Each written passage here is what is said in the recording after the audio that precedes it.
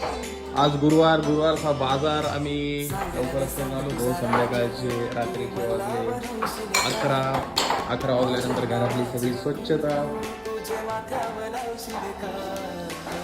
स्वच्छता वगैरे सगळं कम्प्लीट करून मनीषा सध्याला काय करते दाखवतो. तेव्हा हे चालू आहे उरलेल्या पिठाचे पापड बनवायचे काम.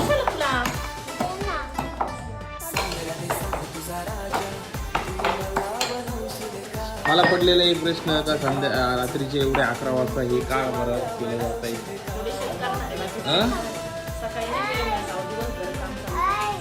पण मी म्हणतो एवढं एनर्जी येते कुठून, कारण एवढं सगळं काम करून आज एक तर बाजार, त्याच्यानंतर स्वयंपाक, त्याच्यानंतर सगळं कामं उरकून नाही का 11 वाजता माणसाने झोपून घ्यावं, आराम करावा.